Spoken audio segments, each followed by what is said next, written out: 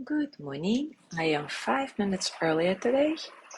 As always, if you're watching in recording, you're welcome to fast forward or stay with us through our hellos.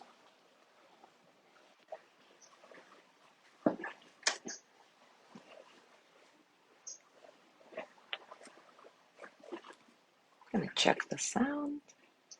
Good morning. The sound seems to be good.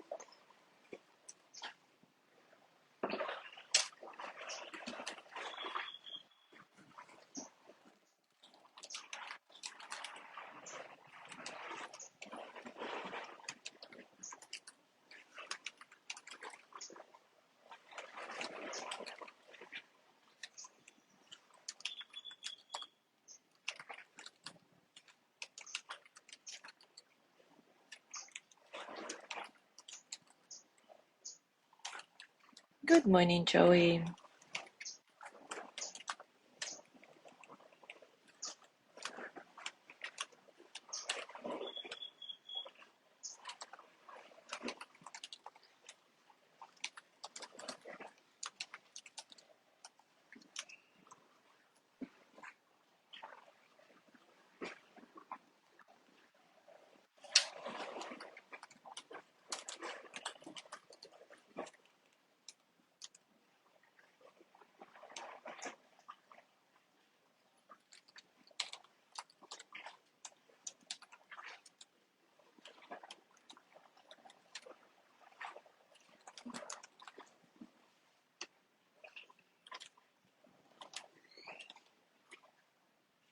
Good morning, Zazu.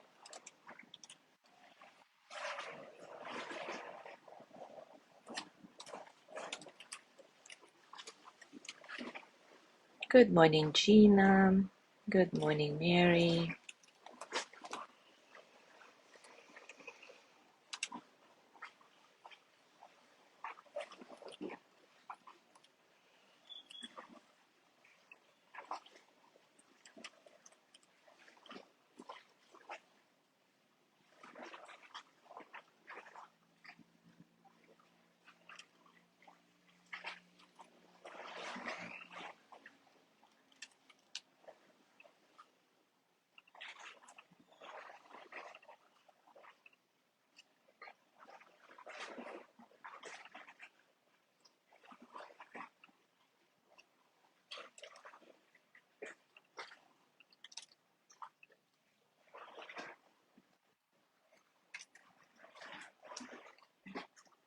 Good morning, Mary. The other Mary. Good morning, Judy.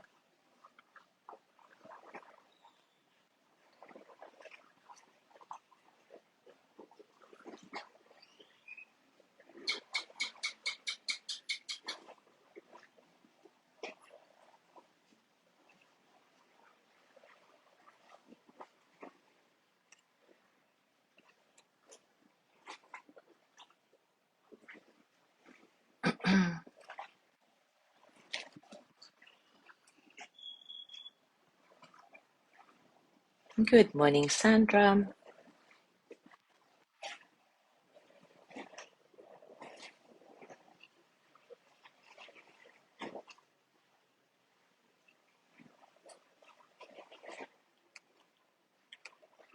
All right, it is our time to start. Yesterday we looked at the two allies of sympathetic joy that are rapture and gratitude, and today let's dive into compassion. So compassion is another practice that complements sympathetic joy. And they're kind of mutually complementary, actually. Just as sympathetic joy reminds us of joy when we're lost in pity, compassion reminds us of pain when we're lost in denial. Compassion balances sympathetic joy and keeps it from degenerating into sentimentality or just ignorant optimism. On the other hand, sympathetic joy keeps compassion from going into brooding over the enormous breadth depth, and duration of suffering in the whole world. It gives solace to the compassionate heart so that we do not feel flooded or overwhelmed by pain. Together, compassion and sympathetic joy keep us from building barriers behind which we confine ourselves to experiencing only a narrow segment of life. And because sympathetic joy energizes us, it also helps compassion to be active. We can take the joy and use it to help translate our inner experiences of compassion into an outward act of service in the world. Compassion brings us closer to others. The power of harmony, of union that grows in the heart from being close to one in pain infuses compassion with openness, tenderness, concentration on bliss. And so we can feel happiness whether we respond to the joy of beings or to their suffering. As sympathetic joy grows, we see that happiness of others is our own happiness. Those two things are not different. And this is how sympathetic joy strengthens compassion and strengthens loving kindness. It allows us to open further and further with kindness so that more and more we genuinely start wanting other people to be happy. The happiness of another, even our enemy's happiness, is not going to take away from us in any way. In truth, our happiness and that of others is completely inseparable. So the three practices that we have been exploring, loving kindness, sympathetic joy, and compassion, all add to one another. And this is a benevolent alliance that brightens our minds. And because of this brightness, they add richness and joy to our perceptions. We can increasingly open to the happiness that exists. And at the same time, we can see clearly the suffering that exists as well, and maintain an open heart in face of the suffering.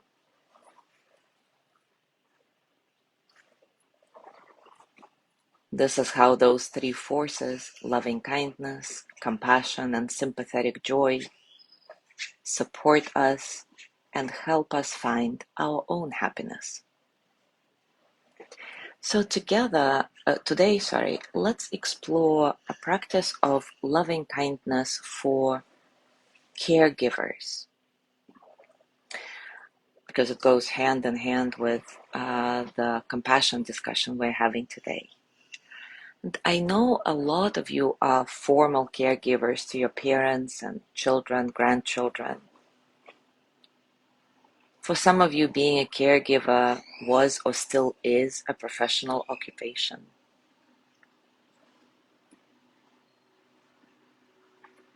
And of course, in some respect, we all take the role of a caregiver to the people around us.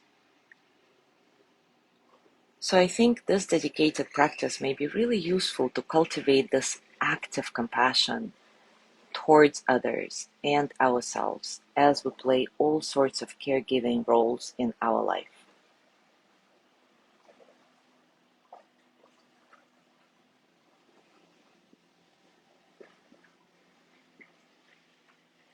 This is what Sharon Salzberg writes. When I led a retreat for caregivers at the Insight Meditation Society, there were mothers and fathers, sons, daughters, and spouses, nurses and hospice workers, therapists, medics, and many more. What was striking to me, besides their evident fatigue, was how many of them regarded their service, however difficult or frustrating it may have been, as a privilege. It was a beautiful testament to their heart. I also realized that for anyone in a continuing caregiving role, with all the best will and good-heartedness in the world, burnout is the spectre that hovers very close. Skillful caregiving depends on balance. The balance between love and compassion for oneself and love and compassion for another. The balance between opening one's heart fully and accepting the limits of what one can change. Moving our hearts towards balance allows us to care and yet still cope because of that caring.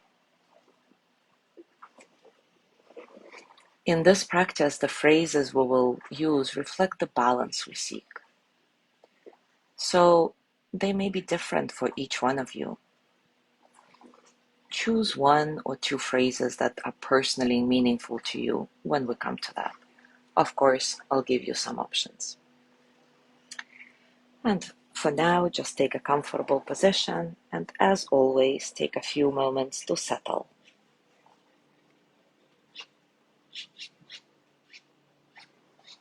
Settle into your body, your heart, your mind, into this moment, right here, right now.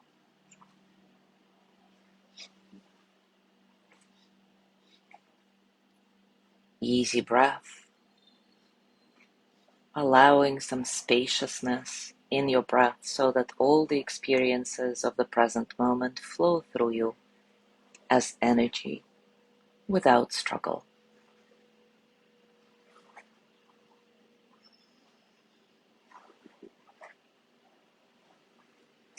If you want, you can bring to mind someone who you're currently acting as a caregiver to.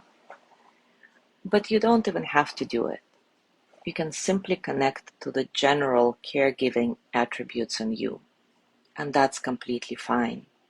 So it's totally your choice.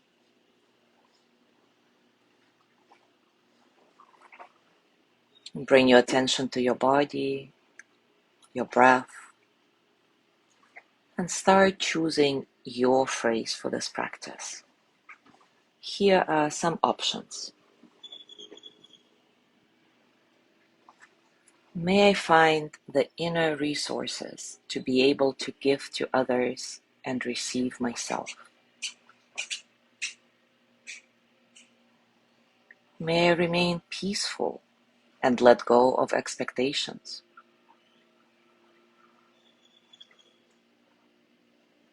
May I offer love, knowing that I cannot control the course of life, or suffering, or death.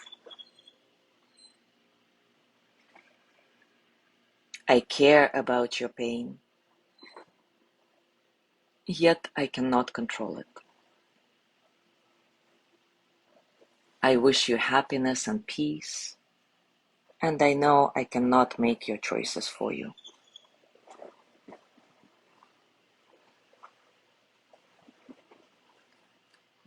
May I see my limits compassionately, just as I view the limitations of others.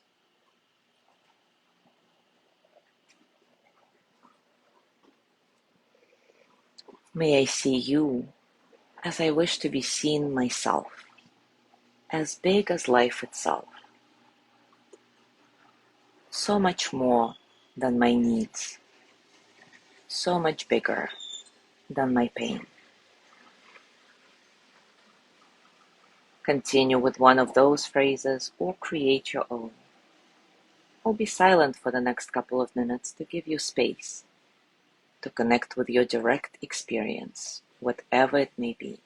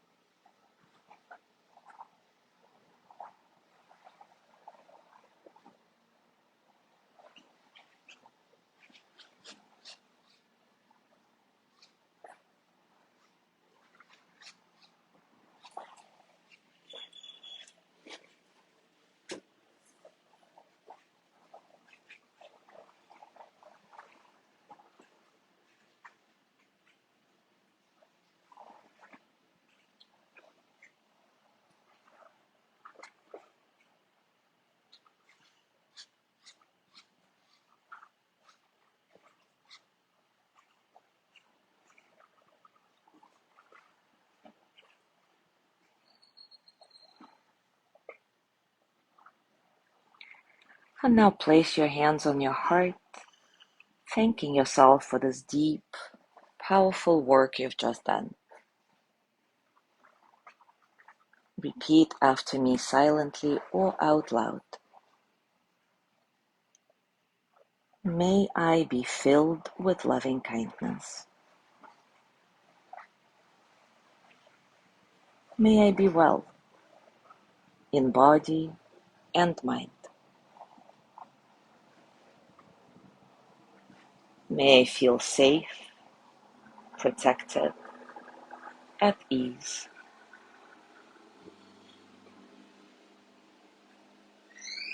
May I know deep, natural peace.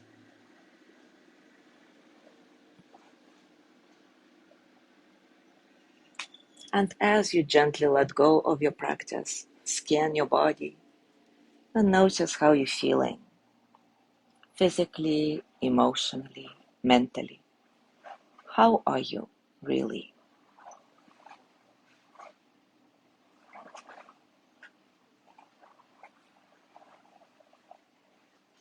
And as you go through your day today, I invite you to reflect on your role as a caregiver and find ways to offer a balanced care to yourself and your charges, drawing on these inner resources of loving kindness, sympathetic joy, and compassion. Thank you so much for being here today. Have a beautiful day, and I will see you tomorrow.